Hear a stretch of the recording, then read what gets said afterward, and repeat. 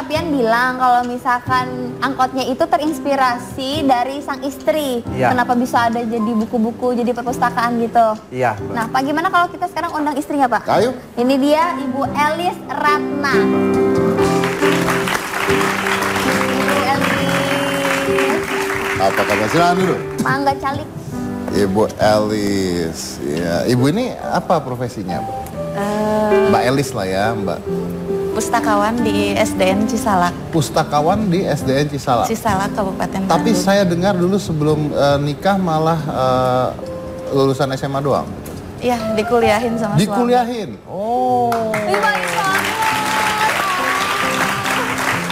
Kenapa mau kuliah?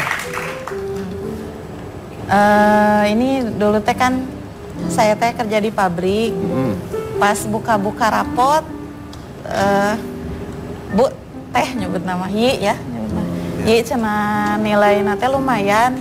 Dulu teh saya punya orang tua asuh di Karawang. Ini cina nilai teh ranking 1 terus, cina. Percuma kalau gak bisa ngabdiin diri ke masyarakat. Cuman kalau kerja jualan cimol dulu mah sama di pabrik. Gimana tuh Pak, Bapak mah nitip weh, cina. Masa depan anak-anak teh ada pada ibu. Sok weh, teteh yang kuliah, biarin weh hasil ngangkot. Jadi dikuliahin sama suami. Ya kan, Bapak berpikirnya apa? Tadi saya dengar karena Anda pasti kerja nyari uang, anak-anak tinggal dengan ibunya gitu ya? Iya. Jadi ibunya harus punya pendidikan? Iya. Gitu? Iya. Oke, nah Anda sendiri? Saya tamatan SD, Pak. Tamatan? SD. SD? Iya. Kemarin udah kejar paket sama Kejar saya paket di sini. SMP. Kejar paket SMP. Pengen kuliah. Pengen kuliah juga? Wow. Insya Allah, Pak. Salah. Wow. Bareng-bareng nuntut ilmu. Iya, ya. Lalu ini menarik sekali karena Anda akhirnya jadi kuliah karena dorongan dari suami. Tapi Anda juga mau ya? Pasti. Itu sebelum punya anak ya berarti ya? Sudah punya anak ya Pak? Sudah. Sudah punya anak? 2011. Sudah punya anak Emang satu. apa bedanya? Tadi kan Anda bilang supaya anak-anak supaya anak-anak dititipkan gitu kan? Apa bedanya kalau memang tadinya hanya lulusan SMA kerja di pabrik sampai dia lulusan kuliah, emang apa bedanya buat anak-anak? Kalau orang yang minimal tahu ilmu ya, bukan masalah kuliahnya Pak Dedi ya, tapi nyata orang yang berilmu itu cara mendidik, cara bergaul dengan masyarakat, cara ngabdi ke suami pasti akan beda. Tata krama. Nah itu kuncinya. Mungkin saya juga kayaknya mah momen ini teh mau ngucapin terima kasih. Dan nggak mungkin saya dapetin orang yang bukan supir angkot, mungkin ya orang kaya, belum tentu sekaya hati beliau.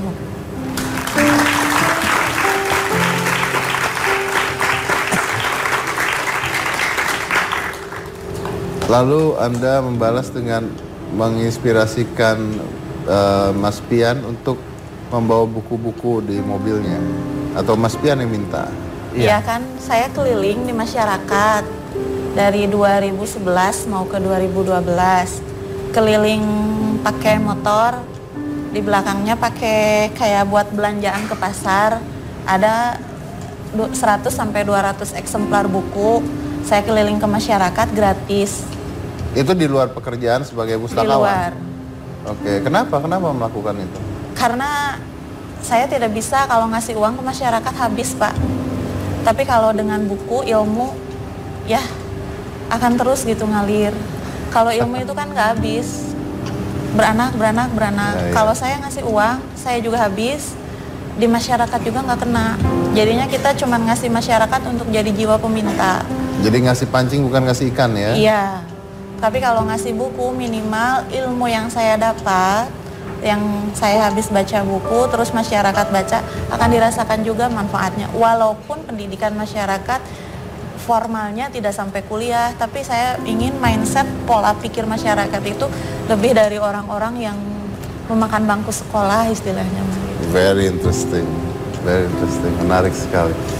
Jadi Anda bisa membantu masyarakat dengan apa yang Anda punya, tapi itu juga tidak hanya memberikan cuma-cuma ke masyarakat ya, tapi buat mereka lebih belajar lagi. Oke, lalu sejak kapan konseling ke desa-desa? 2000 semenjak saya honor di SDN Cisalak. Karena waktu itu kan keterbatasan jumlah buku hanya 30. Kebetulan sebagian dipinjam, makanya saya kerja di SDN Cisalak, sebagian saya pinjam dari sekolah SDN Cisalak. Karena kan di situ perpusnya sudah ada koleksi sumbangan dari pemerintah. Saya manfaatkan ke penduduk keliling. S1-nya ambil apa? Pustakawan. Langsung, memang ambil pustakawan. Iya. Oke. Itu apa itu? Ini mah ini penghargaan.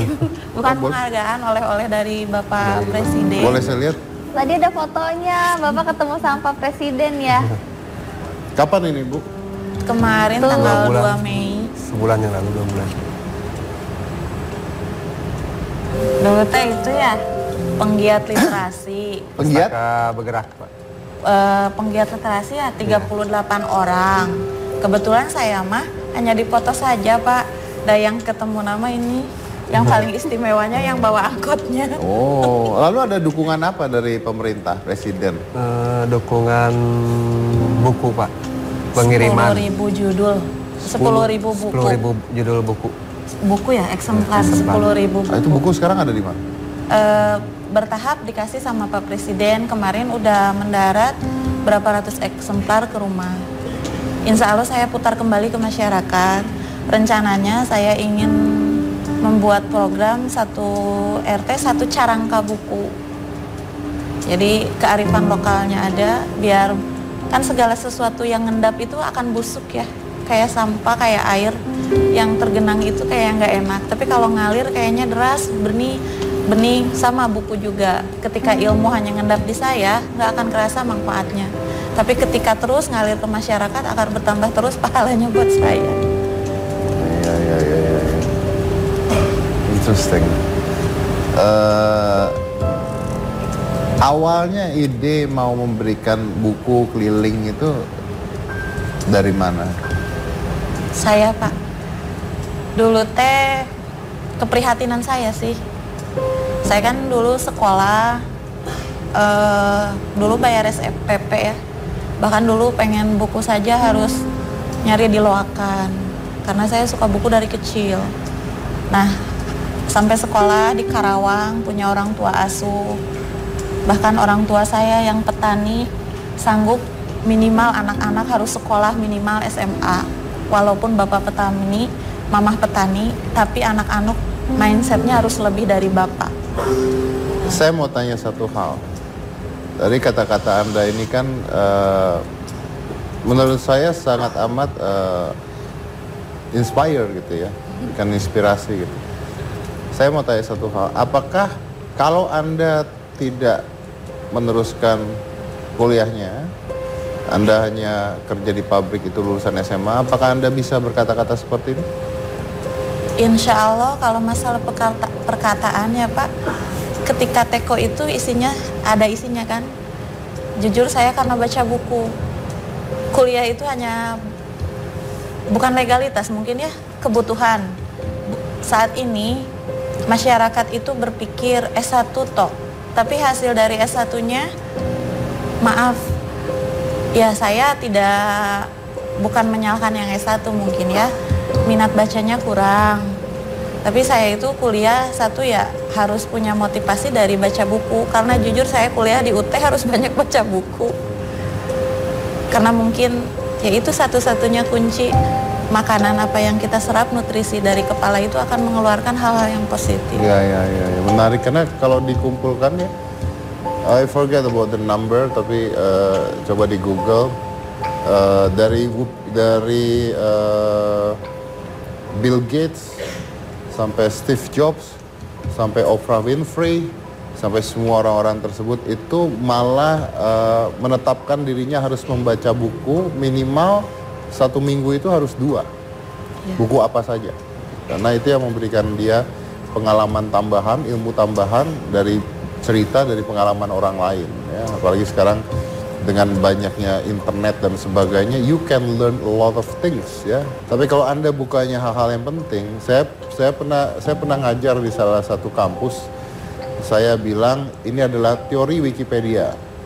Apa itu teori Wikipedia? Jadi Anda buka Wikipedia, Anda carilah kata tomat gitu ya di Wikipedia, itu nanti keluar, Anda baca itu tomat. Nah biasanya kalau di Wikipedia itu begitu tomat adalah bla bla bla, itu keluar kata lagi satu yang biru-biru itu. Misalnya nama ilmiahnya apanya. Itu kalau diklik akan nyambung lagi ke tempat lain. Keluar lagi, diklik nyambung lagi ke tempat lain. So dari satu kata Anda bisa mendapatkan pendidikan atau mendapatkan hal yang Anda tidak tahu itu lebih dari ribuan dari satu kata. So you get more knowledge about things. Mungkin nggak ada gunanya bagi Anda, tapi Anda bisa belajar cara berkata-kata, cara bertutur kata, tata keramanya dan sebagainya. Bahkan ilmu-ilmu yang selama ini Anda anggap tidak penting, itu penting. Dan salah satu alasan mengapa kuliah penting itu adalah merubah pola berpikir manusia. Karena lingkungan orang itu mempengaruhi. Kalau lingkungannya belajar, duduk, baca, mempengaruhi gitu. Makanya akhirnya bisa menginspirasi banyak orang lagi dengan hal seperti itu ya. Very interesting. Di sini sudah ada siapa? Iya Pak, sudah ada Mbak Ana yang salah satu yang telah dibantu oleh Mbak Elis ya. Perubahan yang dirasakan setelah diajarin sama Mbak Elis apa? Kan tadinya berjual ke Tengkulak. Terus udah belajar Facebook sama Bu Elis. Jualannya lewat Facebook. Online? Iya, online. Silakan sis gitu ya. Iya. Terus jadi lebih laku? Tadinya kan 10.000. Ya. Kalau lewat online jadi 20.000, kan keuntungannya sekilo teh jadi 10.000 per kilo. Oh, alhamdulillah. Iya, alhamdulillah. Jadi kalau jual online lebih tinggi harganya? Iya. Oh, berarti sekarang 2 kali lipat pendapatannya? Nggak jual ke Tengkulak gitu ya? Iya. Jadi bisa lebih mahal gitu ya? Oke. Berarti Anda belajarnya dari? Bu Elis. Bu Elis, ada yang mau Iya. disampaikan ke Bu Elis? Makasih, Bu.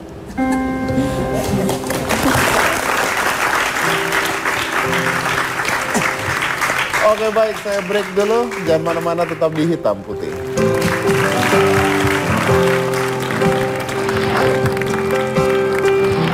Karena saya sangat prihatin ya melihat anak-anak sekarang pada umumnya mereka hanya memegang HP. Jadi tidak ada saat-saat untuk memegang buku, membaca dan lain sebagainya.